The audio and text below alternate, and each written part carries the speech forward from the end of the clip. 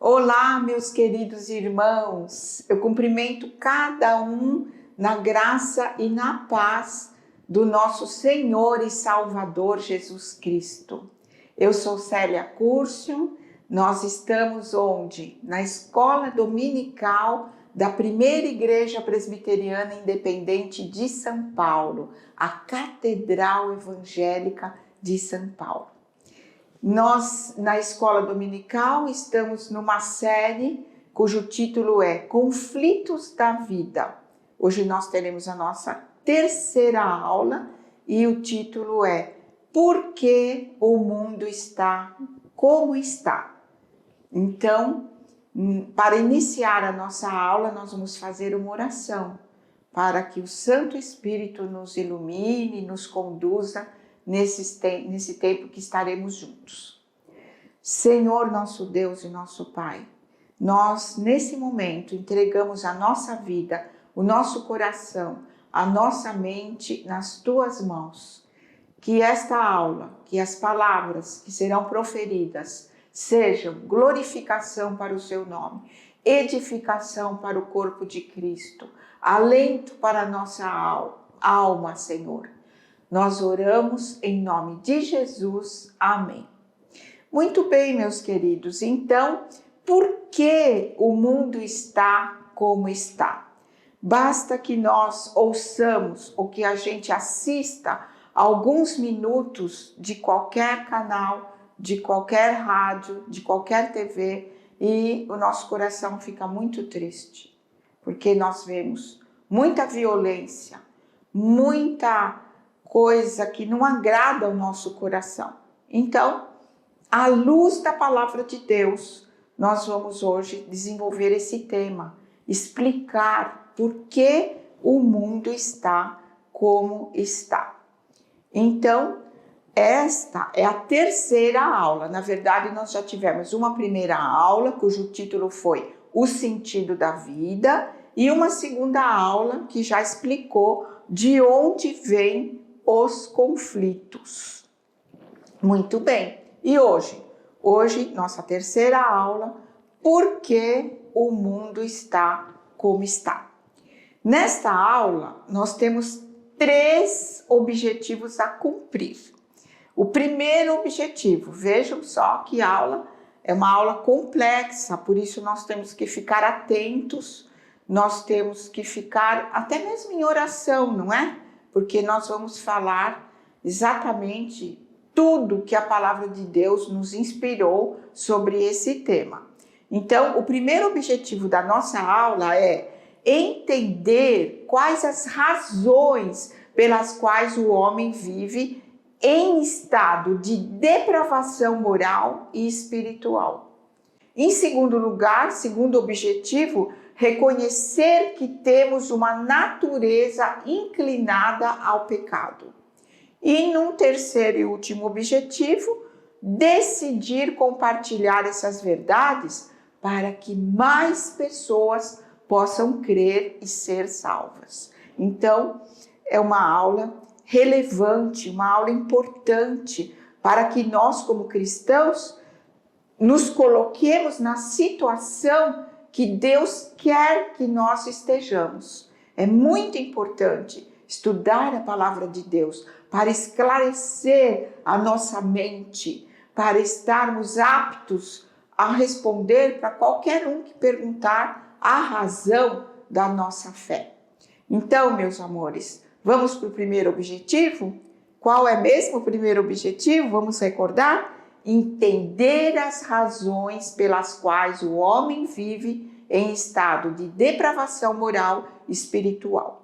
Durante a leitura, é uma leitura longa do primeiro capítulo da carta de Paulo aos Romanos, e nós vamos ler do versículo 18 até o 32. Então, durante a leitura, eu peço que os irmãos prestem atenção nos pecados que o apóstolo Paulo elenca nesses versículos. São muitos, meus irmãos, são muitos. E como o texto é muito longo, para a gente não ficar cansado, eu vou já lendo e comentando com os irmãos. Sempre lembrando que nesse texto o apóstolo Paulo responde quais as razões pelas quais o homem vive nesse estado de depravação moral espiritual. Veja que o apóstolo Paulo, ele falou para a igreja primitiva, para a igreja dos primeiros séculos. Mas nós vamos analisar e vamos ver que a situação atual é a mesma situação que o apóstolo Paulo retrata nesta carta, não é? Nesse primeiro capítulo desta carta. Vamos começar a leitura então? A ira de Deus se revela do céu contra toda impiedade e perversão dos homens que detêm a verdade pela injustiça. Porquanto o que de Deus se pode conhecer é manifesto entre eles, porque Deus lhes manifestou. Porque os atributos invisíveis de Deus, assim o seu eterno poder, como também a sua própria divindade, claramente se reconhecem desde o princípio do mundo, sendo percebidos por meio das coisas que foram criadas. Meus amores, claro, quando nós assistimos um nascer do sol, um pôr do sol, quando nós fazemos uma caminhada e vemos uma floresta, um rio, vemos as ondas do mar, ou temos o privilégio de estar num cair de neve, o que nós sentimos no nosso coração? Uma admiração por Deus, que é o Criador de todas essas coisas. Quando nós vemos o progresso da ciência hoje, nós pensamos, puxa, Deus levantou esses cientistas para chegarem a essas conclusões, para melhorar o nosso bem-estar, a nossa qualidade de vida.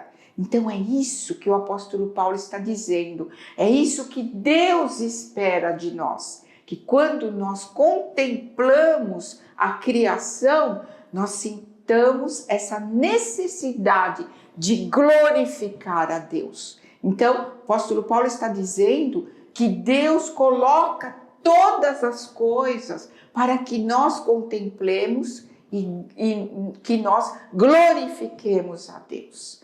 Mas todos os homens fazem isto? Não, nem todos os homens fazem isto. Então, o apóstolo Paulo termina aí esse trechinho do versículo 20, dizendo: tais homens são, por isso, indesculpáveis. Indesculpáveis. A pessoa que não reconhece o poder de Deus, o amor de Deus, a soberania dele na criação, nas coisas do universo, são, por isso, indesculpáveis. Isso é muito triste, meus irmãos. Quando eu li esse texto, quando eu estudei, eu fiquei muito triste por essas pessoas. Mas nós sabemos que são muitas essas pessoas. Vamos continuar a leitura? Então, versículo 21. Porquanto, tendo conhecimento de Deus, não o glorificaram como Deus, nem lhe deram graças. Antes, se tornaram nulos em seus próprios raciocínios, obscurecendo-se-lhes o coração insensato. Inculcando-se por sábios, tornaram-se loucos e mudaram a glória do Deus incorruptível em semelhança da imagem de homem corruptível, bem como de aves, quadrúpedes e répteis. Você conhece pessoas assim? Então, o apóstolo Paulo está descrevendo tudo isso para que nós estudemos, para que nós entendamos, para que a gente se coloque com clareza na nossa posição de cristão, no nosso papel, na igreja, na sociedade, no trabalho e em todos os lugares onde nós estivermos. Versículo 24. Por isso Deus entregou tais homens à imundícia pelas concupiscências de seu próprio coração, para desonrarem o seu corpo entre si, pois eles mudaram a verdade de Deus em mentira, adorando e servindo a criatura em lugar do Criador, o qual é bendito eternamente. Amém. Por causa disso, os entregou Deus a paixões infames, porque até as mulheres mudaram o modo natural de suas relações íntimas por outro, contrário à natureza. Continuando lá no versículo 27, semelhantemente, os homens também, deixando o contato natural da mulher, se inflamaram mutuamente em sua sensualidade, cometendo torpeza homens com homens e recebendo em si mesmos a merecida punição de seu erro. E por haverem desprezado o conhecimento de Deus, o próprio Deus os entregou a uma disposição mental reprovável para praticarem coisas inconvenientes. Cheios de toda injustiça, malícia, avareza e maldade, possuídos de inveja, homicídio, contenda, dolo e malignidade, sendo difamadores, caluniadores, aborrecidos de Deus, insolentes, soberbos, presunçosos, inventores de males, desobedientes aos pais, insensatos, pérfidos, sem afeição natural e sem misericórdia. Ora, conhecendo eles a sentença de Deus, de que são passíveis de morte os que tais coisas praticam, não somente as fazem, mas também aprovam os que assim procedem. E depois, os últimos versículos, então, desse texto, nos deixa essa mensagem. Eu contei agora 14 pecados descritos, somando com a torpeza que estava anteriormente, 15 pecados descritos. Todos esses pecados, meus amores, nós vemos no nosso dia a dia. No nosso dia a dia nós vemos todos. Olha, aqui eu elenquei alguns. Vamos falar, por exemplo, o que é a malícia? Malícia é aptidão para fazer o mal, para enganar. O que é maldade?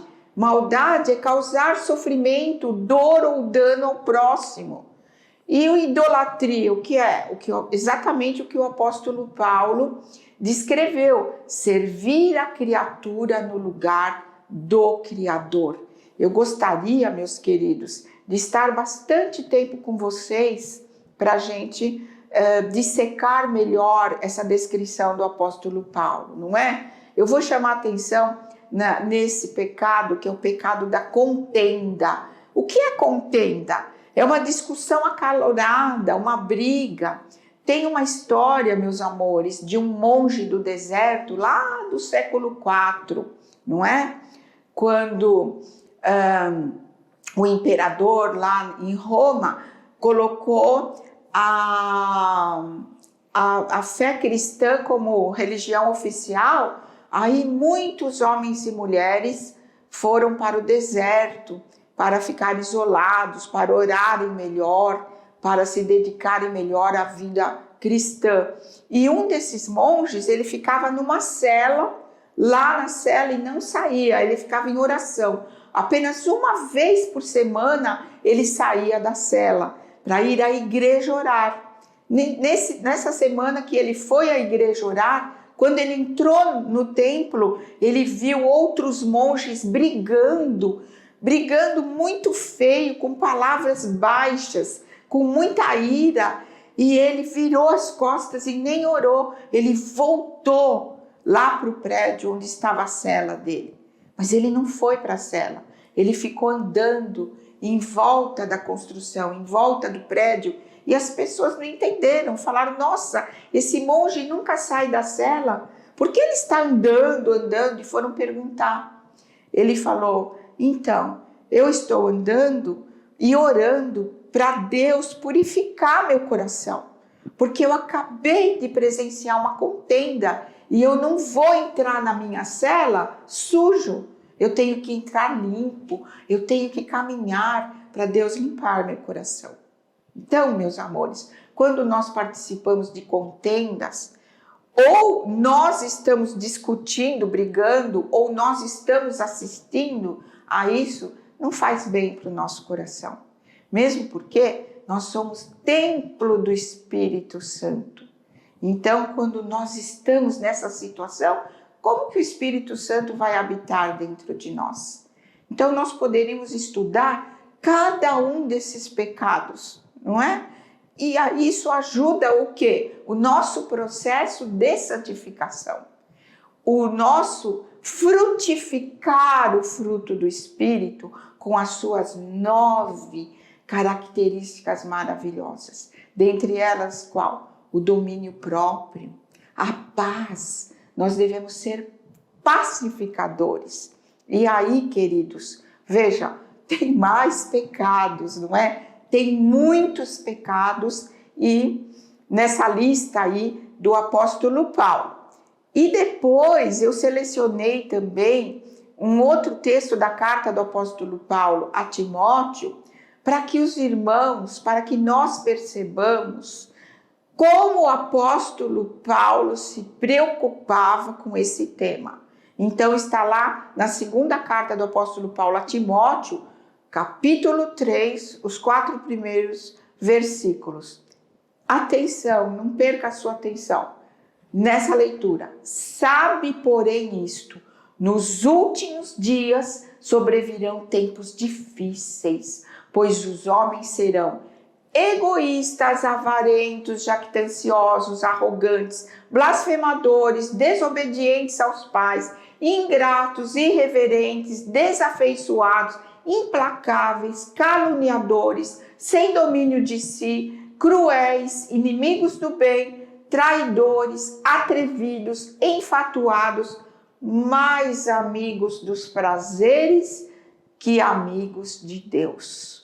Não é isso, meus amores, que nós vemos na nossa sociedade? Na sociedade bem perto ao nosso redor, mas depois, se nós pegarmos a cidade, o país, outros países, o mundo, isso não nos deixa tristes? Sim, com certeza. E nós precisamos estar sempre em oração. Eu selecionei aqui alguns versículos para a gente perceber que desde os tempos antigos, desde os primeiros séculos, desde antes de Jesus, já o homem, ao contemplar a natureza, louva a Deus, tem necessidade de louvar a Deus. E nós cristãos temos essa necessidade. Veja, por exemplo, o salmista, no Salmo 19, primeiro versículo. Os irmãos sabem de cor, eu acho. Os céus proclamam a glória de Deus e o firmamento anuncia a obra de suas mãos. Quando, nesse salmo de peregrinação, Salmo 121, versículos 1 e 2, a majestade das montanhas, quando eles iam nos caminhos longos, que demorava horas, dias para chegar no destino, não é? Então, elevo os meus olhos para os montes. De onde me virá o socorro? Meu socorro vem do Senhor que fez o céu e a terra. Então, os primeiros versículos lá que nós lemos, a partir do versículo 18 de Romanos 1, o apóstolo Paulo está dizendo isso, que os homens que não fazem isto são indesculpáveis, Então, meus amores, nós selecionamos também do teólogo britânico John Stott, que é referência para nós, não é? Escreveu tantas coisas importantes no estudo da palavra de Deus. Nós resumimos aqui uma frase dele. Uma frase que resume e que coroa com chave de ouro esse nosso primeiro objetivo da nossa aula. Entender as razões pelas quais o homem vive em estado de depravação moral e espiritual. O que John Stott diz? Para esclarecer ainda mais a nossa mente, a tendência da idolatria acaba em imoralidade. Então, está explicado aí, não é? Porque o mundo está como está, que é o título da nossa aula, e o nosso primeiro objetivo, entender as razões pelas quais o homem vive em estado de depravação moral e espiritual. Tem aquele corinho, né, que diz assim: apaixonado de novo por Jesus. Nós temos que estar apaixonados pelo Pai, pelo Filho e pelo Espírito Santo, não é? Não existe aquela pessoa, aquele professor, que você ficaria sentadinho o dia inteiro escutando ele falar, como o próprio... Eu ficaria o dia inteiro escutando o John Stott, se eu pudesse, não é? Então, mas nós temos que ter essa paixão, esse desejo de escutar o próprio Jesus, que está falando ao nosso coração, que nos dá entendimento, que esclarece a nossa mente. Não é isso, meus queridos? Muito bem, o tempo está correndo. Vamos lá. Segundo objetivo da nossa aula: reconhecer que temos uma natureza inclinada ao pecado. Então, mesmo nós cristãos, fazemos parte da humanidade, nós também temos uma natureza inclinada ao pecado.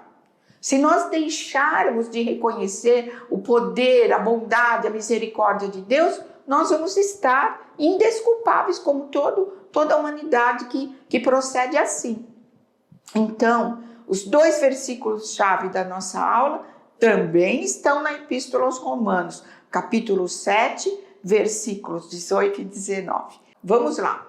Porque eu sei que em mim, isto é, na minha carne, não habita bem nenhum, pois o querer o bem está em mim, não porém o efetuá-lo, porque não faço o bem que prefiro, mas o mal que não quero, esse faço. Esse era o sentimento do apóstolo Paulo e é a realidade que nós vivemos hoje. Então, na verdade, nós cristãos já estamos na vida eterna.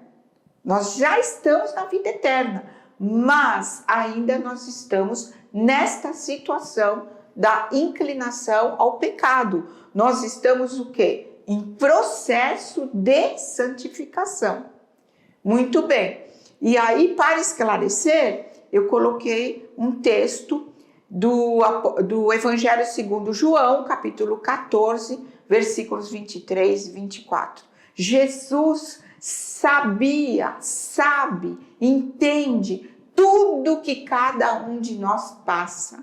E ele deixou na sua palavra mensagem de paz, que nós vamos ler agora, nesses versículos. Vamos lá? Respondeu Jesus: se alguém me ama, guardará a minha palavra, e meu Pai o amará, e viremos para ele e faremos nele morada.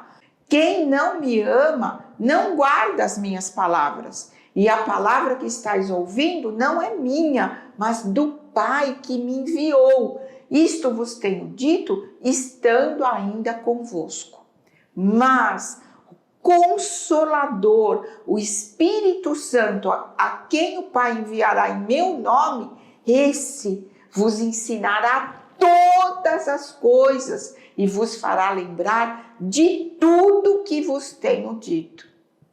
Deixo-vos a paz, a minha paz vos dou. Não vou lá dou como a dá o mundo. Não se turbe o vosso coração, nem se atemorize. Que mensagem, meus irmãos! Deus tem e cumpre um plano perfeito para que nós já estejamos em paz, alegres, felizes nesse processo de santificação. Mas e se a gente pecar? Aí vocês já sabem, não é? Tem aquela mensagem linda de 1 João dizendo assim: se confessarmos o nosso pecado, ele é fiel e justo para perdoar o nosso pecado e nos purificar de toda injustiça. Porém, meus irmãos, nós como cristãos devemos evitar ao máximo de pecar. Por quê? Porque quando a gente peca, a gente se arrepende e a gente pede perdão, e conforme eu acabei de citar esse texto de 1 João, Deus nos perdoa, mas a sequela do pecado fica. E outros pecados trazem consequências gravíssimas. Se a gente fizer a leitura da carta do apóstolo Paulo a Coríntios, nós vamos ver que a igreja de Corinto estava praticando pecados graves, não é? Como adultério, como torpezas. E o apóstolo Paulo adverte os coríntios, porque esse pecado tem sequelas gravíssimas também. Então, o processo da santificação, meus irmãos, é muito importante para a nossa vida. Queridos, nosso terceiro objetivo: decidir compartilhar essas verdades para que mais pessoas possam crer e ser salvas. Então, nosso papel como igreja é ser fiel. A igreja é o corpo de Cristo, ela tem que ser fiel. A igreja tem que dar esse testemunho do amor e da misericórdia de Deus e também, tristemente, da punição aos pecadores, não é?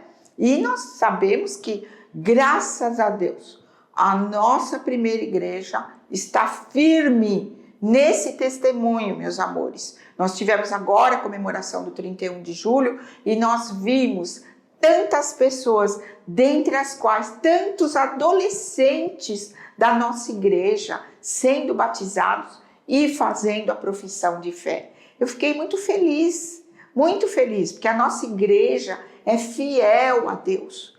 E nós temos que orar para que a nossa igreja seja realmente fiel, forte, seja consciente da palavra de Deus, para que o Espírito Santo realmente nos faça lembrar de tudo que Jesus, o Verbo que se fez carne, trouxe para nós através da palavra.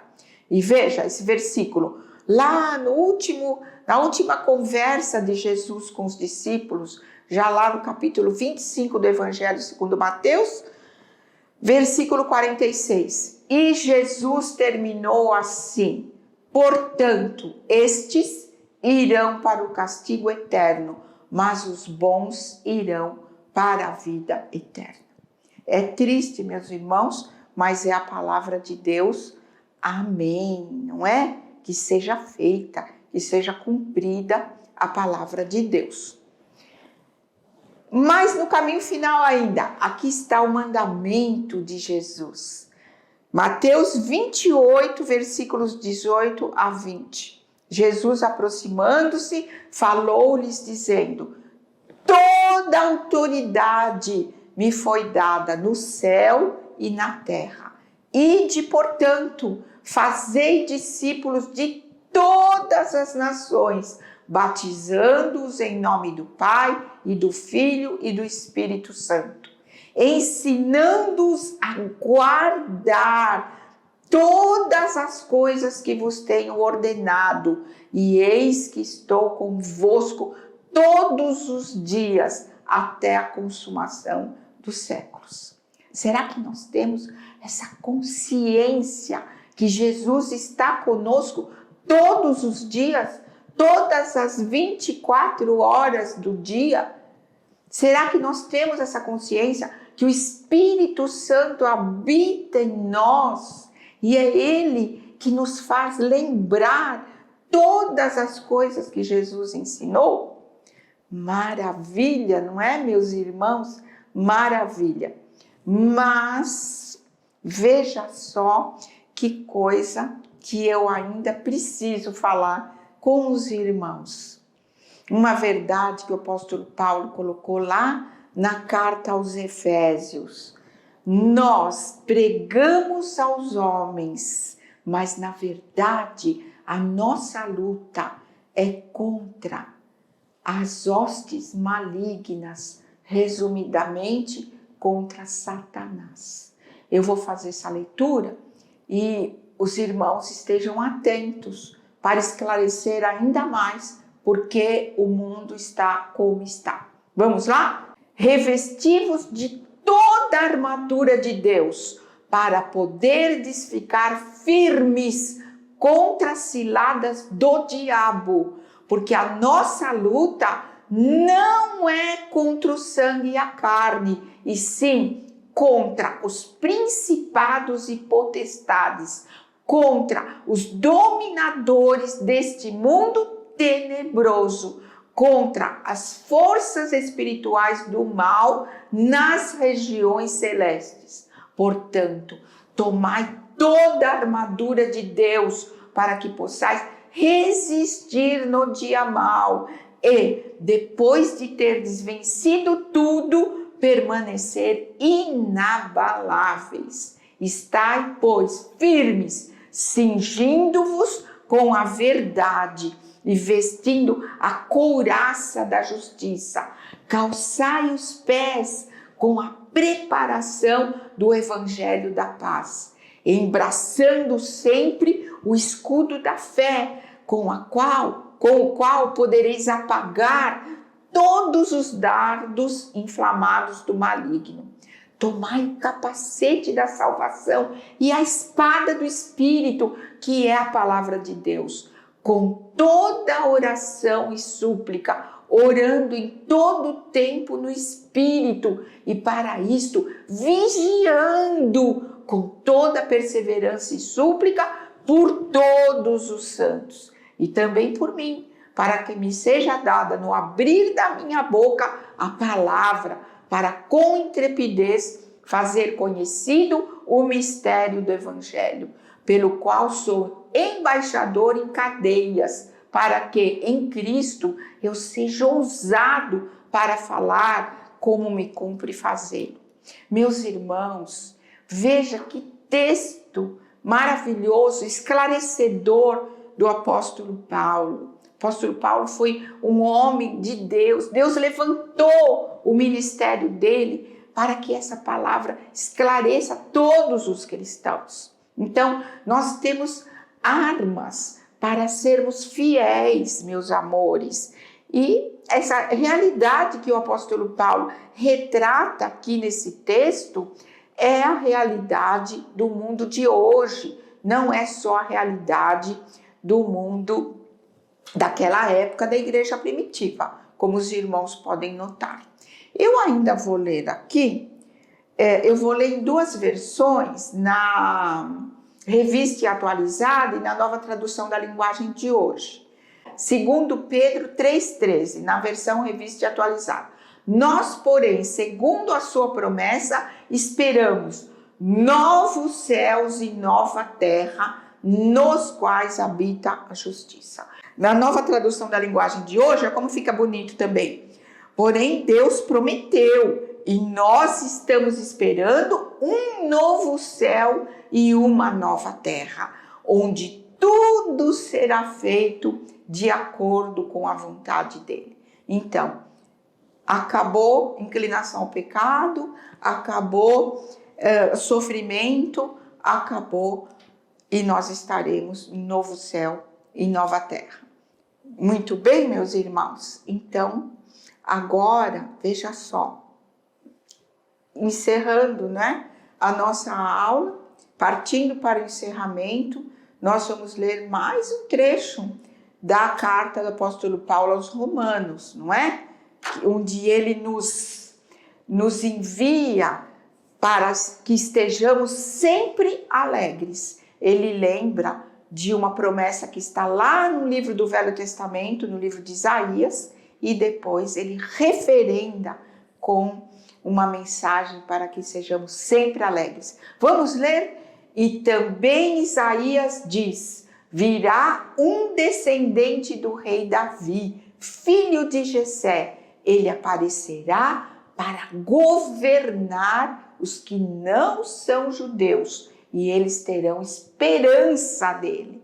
Que Deus, que nos dá essa esperança, encha vocês de alegria e de paz. Jesus falou: eu vos deixo a paz, não é? Por meio da fé que vocês têm nele, a fim de que a esperança de vocês aumente. Como? Pelo poder do Espírito Santo. Muito bem, meus queridos. Veja que imagem interessante eu selecionei para terminar a nossa aula.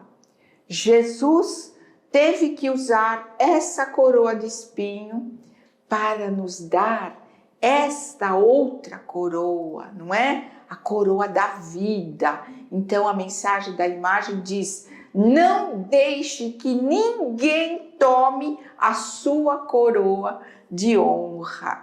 E o que diz o livro de Tiago, capítulo 1, versículo 12? Bem-aventurado o homem que suporta com perseverança a provação, porque depois de ter sido aprovado, receberá a coroa da vida, a qual o Senhor prometeu aos que o amam. Meus amores, eu espero que essa aula tenha esclarecido a nossa mente sobre por que o mundo está como está. Mais importante também, qual é o nosso papel de cristão nesse mundo que está como está? E nós precisamos estar sempre alegres, sempre na esperança. Não estamos sozinhos. Nós estamos na presença do Pai, do Filho e do Espírito Santo que falam o nosso coração. Nós somos parte do corpo de Cristo. A nossa igreja é forte. Vamos ficar alegres. Vamos ser felizes para sempre. Vamos comungar o amor de Deus. Tenha uma semana abençoada e até a nossa próxima aula nessa série Conflitos da Vida. Um beijo no coração.